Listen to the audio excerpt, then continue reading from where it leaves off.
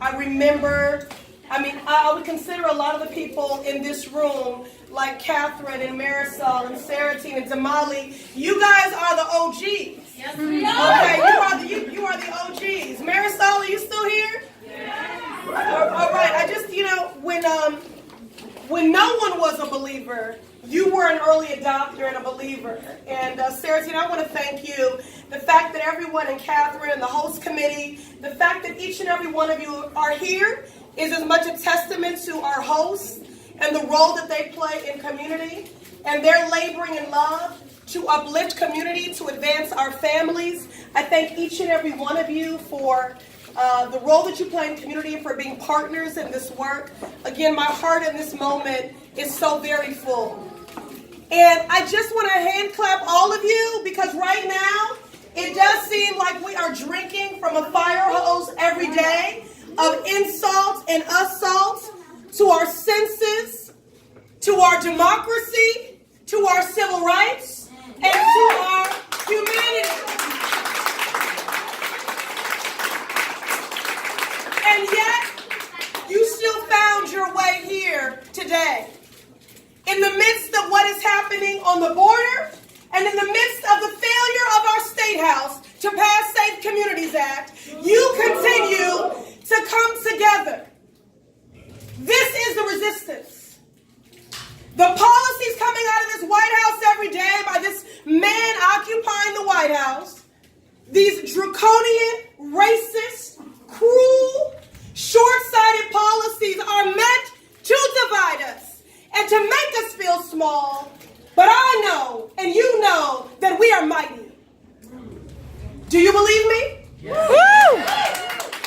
Power to the people. Yes, we still can. And change can't wait. And that's why I'm running for the 7th Congressional District, because this is the most diverse district, and yet it is the most unequal.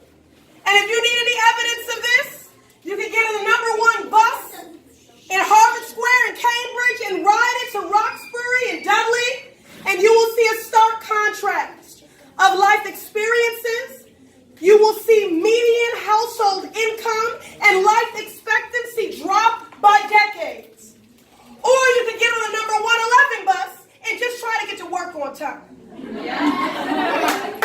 This is the most diverse district, and yet it is the most unequal. And I'm running because I want to do something about that. And a reliable vote is not good enough.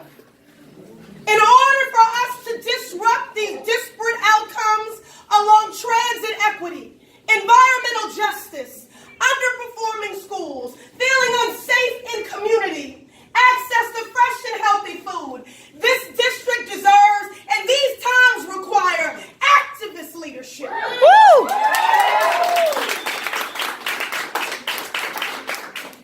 Leaders that will vote the right way, a leader that will vote the right way, that will lead, organize, lobby, and legislate. And legislation matters, because let me tell you something. When I was growing up, my mother raising me alone, while my father battled substance abuse disorder, was in and out of the criminal justice system,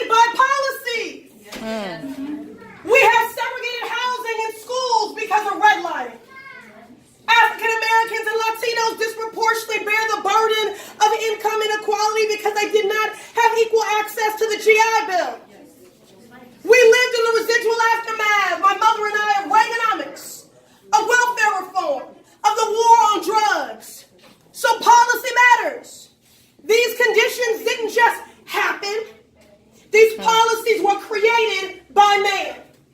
And it is my contention that if these policies were created by man, they can and should be disrupted by this woman. Yeah.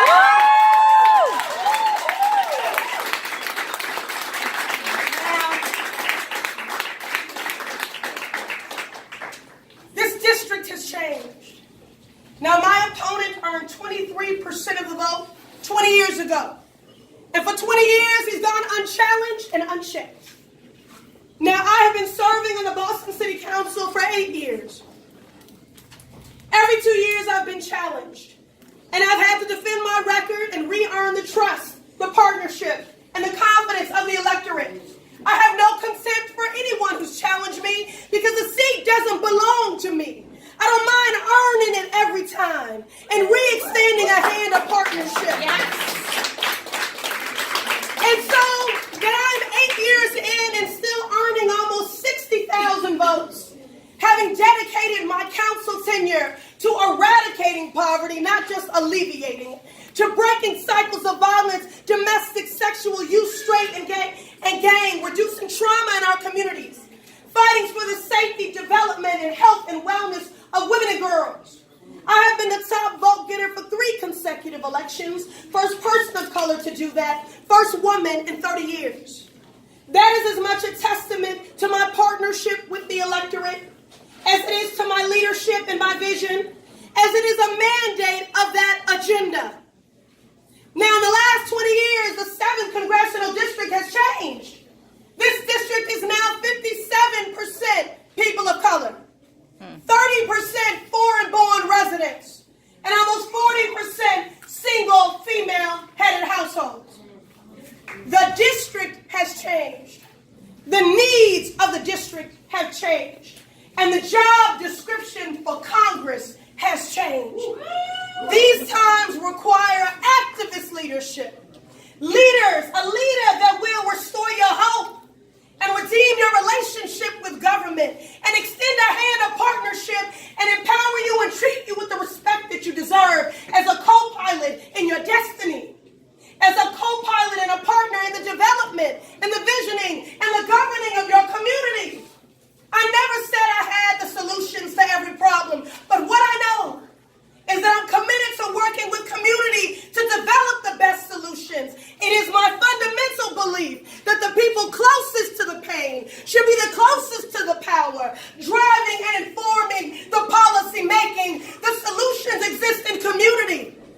So I might take a vote on the floor of Congress if I'm so fortunate and humbled that you deliver me there. But know that if you deliver me to represent the 7th Congressional District, I'm taking all of you with me. Because that...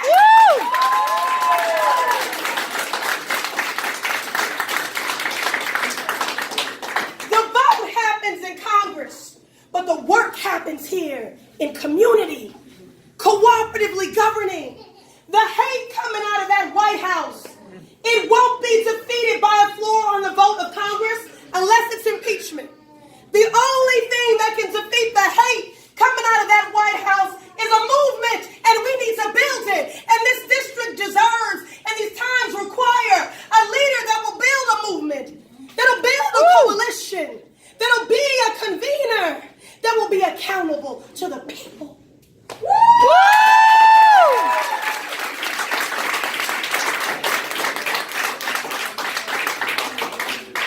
And lived experience matters.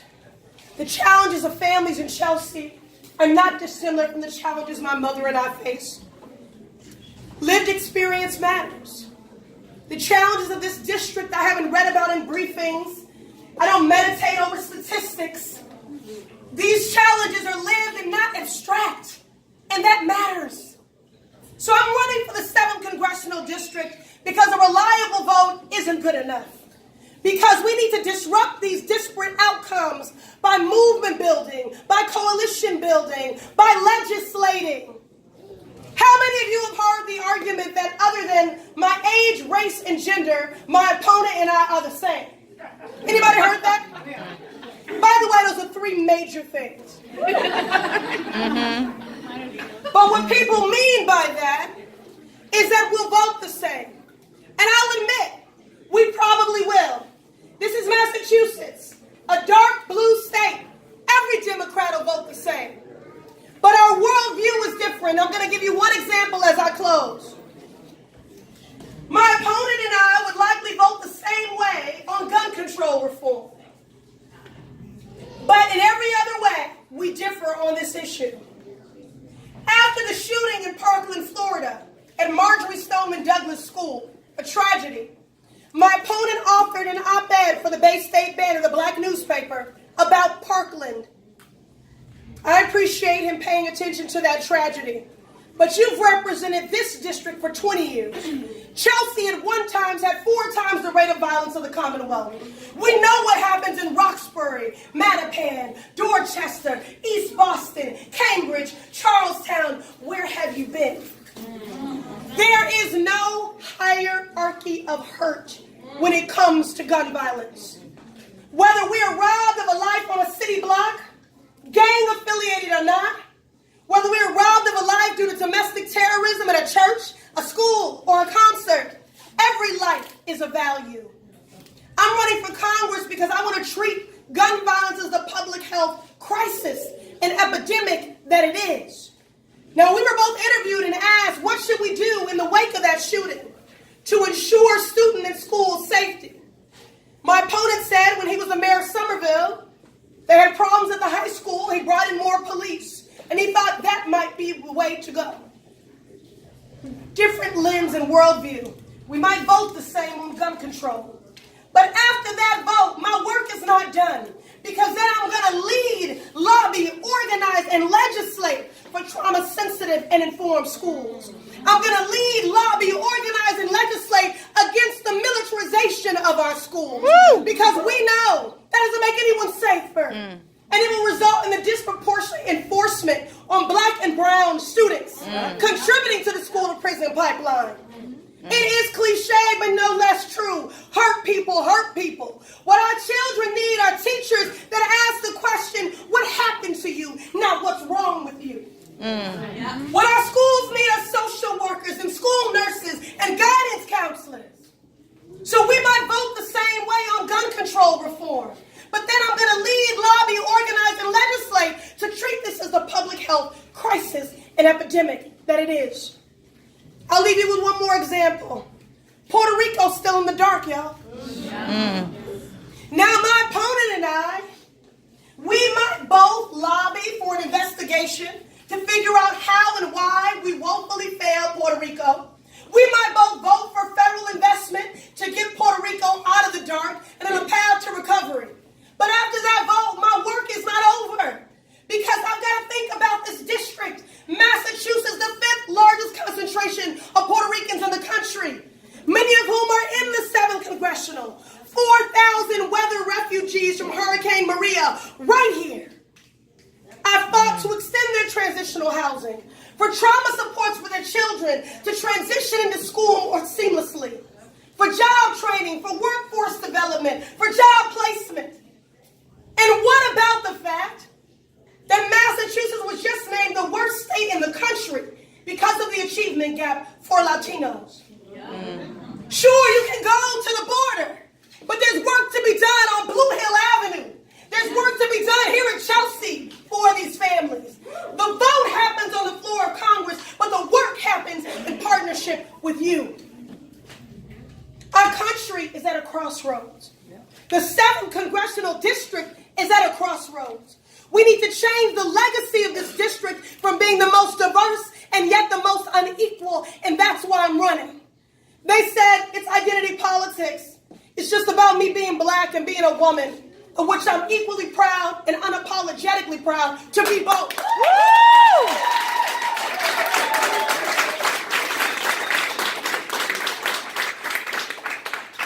But that's not the totality of my identity.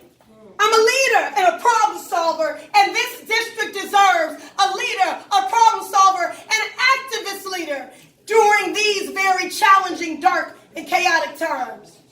The country's at a crossroads.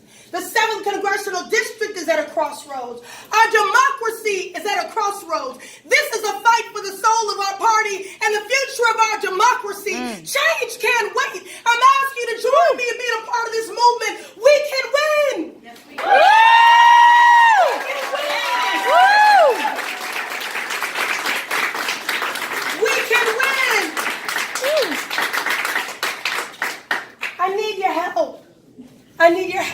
need your laboring in love. I need your sweat equity. I need your prayers. I need your financial investment. I need your personal validation, talking to any and everyone. Because this election is on September 4th, the day after Labor Day and the first day of school, which is criminal. But they're underestimating me. They're underestimating you. They're underestimating all of us. Woo! Because they don't know just how mighty we are. They've got assumptions about who votes in a primary. But we're going to challenge those assumptions. We're going to meet community where they are, because what I know is that people don't participate because they're ignorant and apathetic and don't know any better. People don't participate because of broken hearts, because of broken promises, because of a deficit of trust. We've got to meet community where they are, extend a hand of partnership, and invite them in. Our party is in the midst of an identity crisis, asking itself every day, are we the party of jobs in the economy or of criminal justice reform? But these issues are the same. They are conflated. We don't have to choose. The party so focused on how to recapture working class white voters is willing to trade its heart for its soul. But this is a false choice. This is a fight for the soul of our party and the future of our democracy. And this is close, and we can win it, but I can only win it with you. We are in single digits, 8 points. Now's the time we have to organize for the world that we want to see. We have to organize and mobilize for the world that we want to see. We've got 46 days left, and this race will be decided. So I am undeterred. My heart is so full. They told me this was going to be lonely and uphill and bruising, but you all have been lifting me up, building community, building a movement every step of the way. I thank you. It has been my honor to be on this walk and this journey with you. We are all